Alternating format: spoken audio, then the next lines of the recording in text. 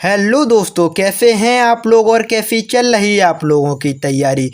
दोस्तों, आज के इस वीडियो में चैप्टर फर्स्ट बिलियन केमिस्ट्री के सभी महत्वपूर्ण प्रश्न देखेंगे जो कि पिछली साल परीक्षाओं में पूछे गए थे और इस साल आ सकते हैं आपकी परीक्षा में। तो चलते हैं अपने वीडियो की ओर, ये सभी महत्वपूर्ण प्रश्न देखते हैं। जो प्रश्न नंबर आपका फर्स्ट बनता है वो है मोलरता को उदाहरण सहित समझाइए।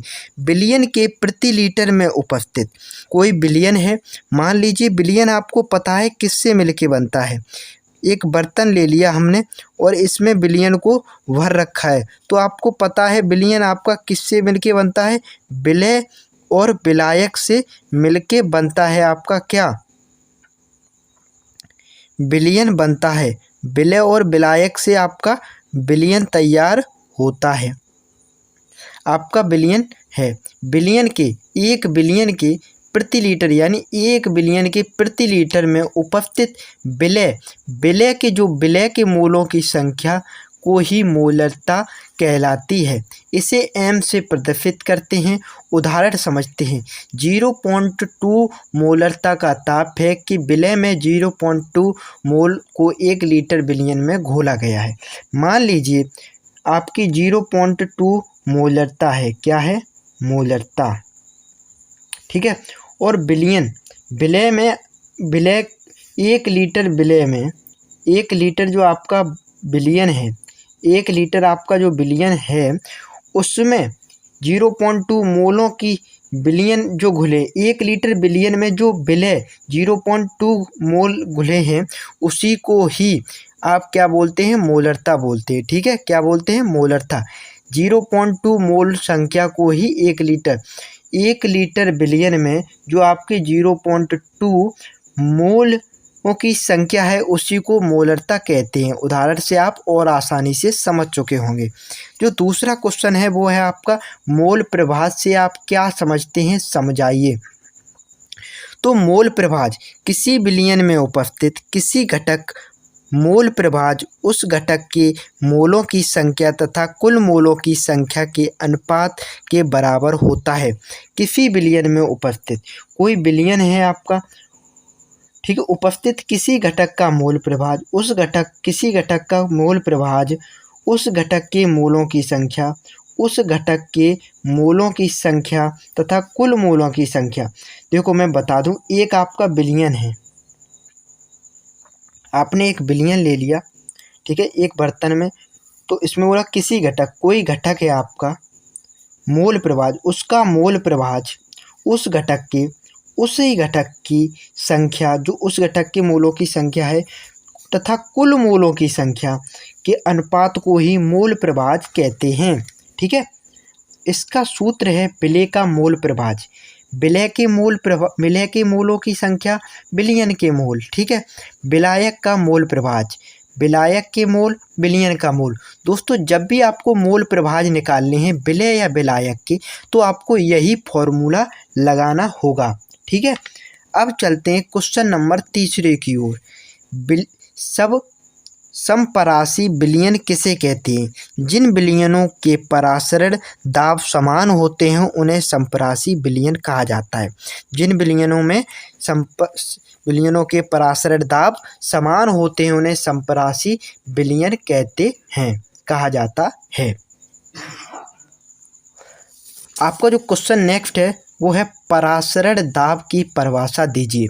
परासरण दाब की परिभाषा तो वैसे इतनी है, लेकिन अच्छी तरीके से आपको समझना है तो डिस्क्रिप्शन में वीडियो की लिंक दे दी है परासरण दाब की। आप अच्छी तरीके से बिल्कुल परासरण दाब को समझ सकते हैं, ठीक है दोस्तों। और मैं बता दूं, अगर आपने अभी तक मोलरता और मोलता का टॉपिक नहीं देखा है उसकी अभी वीडियो डिस्क्रिप्शन में डाल देता हूं, और मोल प्रभाज का भी, इसे आसानी से आप समझ सकते हैं। तो मैं बता दूं आपको, ठीक है, ये है आपकी मेन परिभाषा। लेकिन जो पूरी परिभाषा आपको जो इतनी पेपर में लिखनी है ये है आपकी पूरी, जिससे आप अच्छी तरीके से समझ सकते हैं। इसमें क्या बोला है इसको समझने के लिए पहले ही हम बता दूं, जब विलायक कम सांद्रता से, देखो ये एक बिलियन है, मैं बता दूं पहले परिभाषा को पढ़ लेते हैं।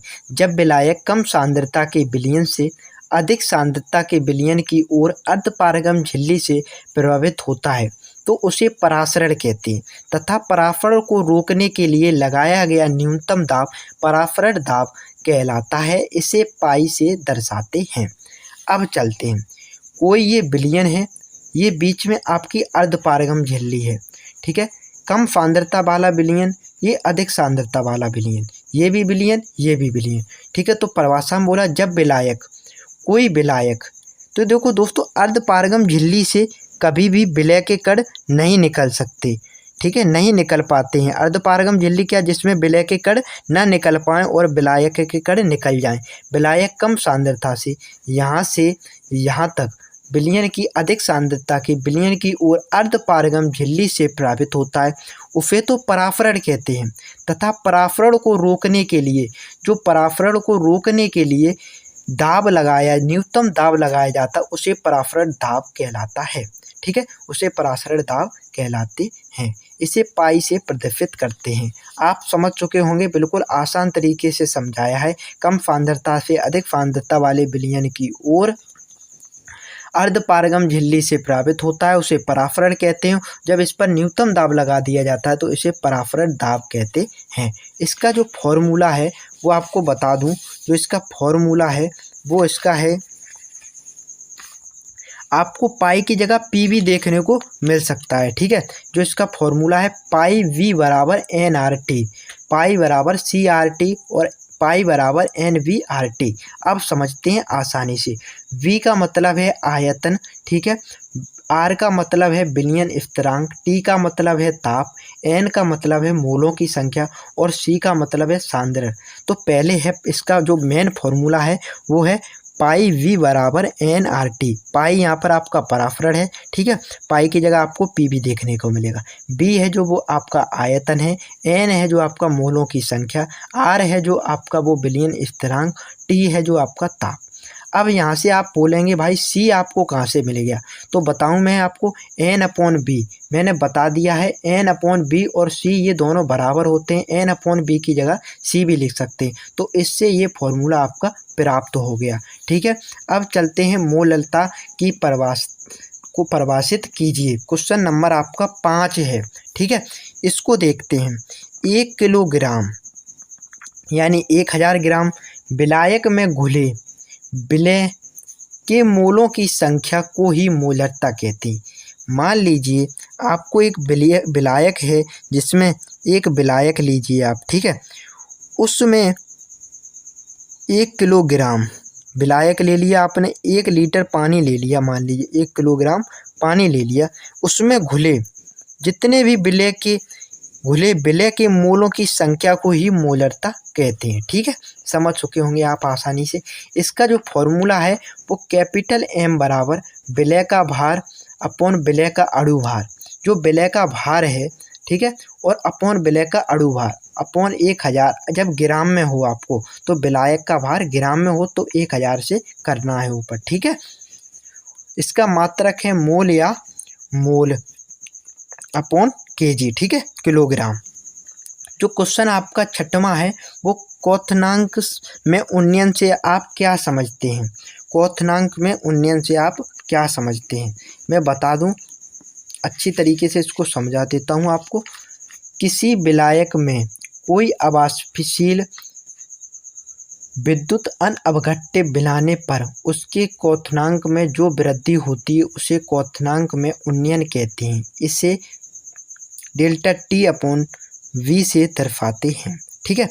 अब मैं बताऊं आपको, किसी विलायक, कोई विलायक ले लीजिए आप, ये बर्तन ले लिया आपने, इसमें कोई आपने एक विलायक ले लिया, मान लीजिए आपने इसमें क्या ले लिया, पानी को ले लिया, ठीक है। कोई अवाष्पशील विद्युत अनघट्य मिलाने पर, कोई अवाष्पशील और विद्युत अनघट्य यानी जैसे अश्लील है आपका ग्लूकोज है, यूरिया है, ठीक है, तो यूरिया हम ले लेते हैं, यहाँ पे क्या ले लेते हैं, यूरिया को ले, तो यहाँ पर हम क्या ले लेते हैं, अनअवघट्य विलयन, जो अवाष्पशील विद्युत अनघट्य ले लिया वो यूरिया ले लिया। पर उसके क्वथनांक में जो उसके क्वथनांक में वृद्धि होती है उसे क्वथनांक में उन्नयन कहते हैं। इसे डेल्टा टी बी से दर्शाते हैं। ठीक है, अब इसका फॉर्मूला भी देख लेते हैं। जो इसका फॉर्मूला है डेल्टा टी बी अपॉन 1000 गुणे के B into W M into W. तो यहाँ पर छोटा जो डब्लू है वो विलय का भार, कैपिटल वो स्मॉल एम है विलय का अणुभार, डब्लू है विलायक का भार, के बी मोलर उन्नयन स्थिरांक, डेल्टा टी बी क्वथनांक में उन्नयन। ठीक है, जो अब आपका नेक्स्ट क्वेश्चन है वो है क्वेश्चन नंबर 7। हिमांक में अवनमन से आप क्या समझते हैं? अभी तक आपने क्या देखा था और अब आपको क्या देखना है। किसी विलायक में कोई अवाष्पशील, यहाँ पर मान लीजिए हम पहले ही जैसा कर लेते हैं। ठीक है, कोई विलायक ले लिया, उसमें अवाष्पशील विद्युत अनअवगट्य मिलाने पर यूरिया ले ली। ठीक है, कोई विलायक ले लिया जल। ठीक है, उसमें हिमांक में जो कमी आती है, उसके जो हिमांक में कमी आती है उसे हिमांक के अवनमन कहते हैं। इसे डेल्टा टी एफ से दर्शाते हैं।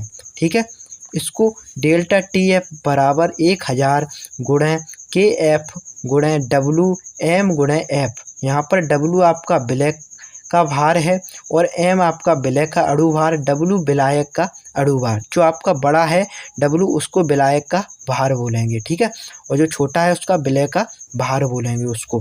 के एफ है यहाँ पर आपका मोलर अवनमन स्थिरांक, डेल्टा टी एफ है आपका हिमांक में अवनमन। अब चलते हैं राउल्ट के वाष्प दाब अवनमन नियम को परिभाषित कीजिए तथा उनकी सीमाएं बताइए। ठीक है, तो ये बहुत ही ज़्यादा इम्पोर्टेंट है, ये आपका 2022 में आया था। ठीक है, तो इसको देख लेते हैं। राउल्ट के नियम के अनुसार किसी विलायक में अवाष्पशील विलय मिलाने पर प्राप्त विलयन वाष्प दाब का आपेक्षिक अवनमन उसके उपस्थित विलय पदार्थ के मोल प्रवाह के बराबर होता है। आप समझ चुके होंगे। कोई विलायक ले लिया मैंने। ठीक है, विलायक मान लीजिए जल ले लिया। ठीक है, उसमें अवाष्पशील विलय मिला लिया। ठीक है, अवाष्पशील विलय मिलाने पर प्राप्त विलयन वाष्प दाब का आपेक्षिक अवनमन उसके उपस्थित विलय पदार्थ के मोल प्रवाह के बराबर होता है। अब इसका फॉर्मूला देख लेते हैं। ये आपका क्या है? ये आपका है अवाष्पशील विलय मिलाने अवाष्पशील, ये आपका वाष्प दाब का आपेक्षिक अवनमन है। और n/n+n क्या है आपका? ये विलय मोल प्रवाह है आपका। ठीक है, यदि विलयन अति तन्म हो तो आपका इस प्रकार फॉर्मूला बन जाएगा। अगर बहुत ही कम हो विलयन, ठीक है, ये आपका फॉर्मूला प्राप्त हो जाता है n/n। n से आपको क्या प्राप्त हो जाएगा और बड़ी m से आपको W/m और बड़ी n से आपको m/W। तो यहाँ पर P0 है जो आपका वो शुद्ध विलायक का वाष्प दाब है और P जो S है आपका विलयन का वाष्प दाब है, W है विलय का भार, M है विलय का अणुभार, W बड़ा जो W है आपका वो है विलायक का भार, वो बड़ा M है वो आपका विलायक का अणुभार। अब इसकी सीमाएं देख लेते हैं। यह तनु विलयन पर लागू होता है। यह नियम अवाष्पशील पदार्थों के विलयन पर लागू होता है। यह विद्युत अवगट्य के विलयन पर लागू नहीं होता है। तो यही आपके कुछ महत्वपूर्ण आपके क्या थे क्वेश्चन थे। आपको इनका स्क्रीनशॉट ले लेना है। ठीक है, वीडियो को रोक के आसानी से, अगर नहीं लिया है तो मैं एक बार सभी क्वेश्चनों को दिखा देता हूँ।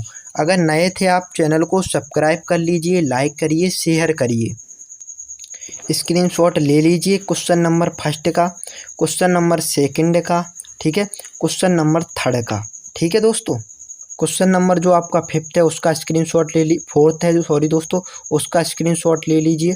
क्वेश्चन नंबर जो आपका पाँचवा है उसका स्क्रीनशॉट ले लीजिए। क्वेश्चन नंबर 6 है उसका भी आप स्क्रीनशॉट ले लीजिए। क्वेश्चन नंबर जो 7 है आपका उसका स्क्रीनशॉट ले लीजिए।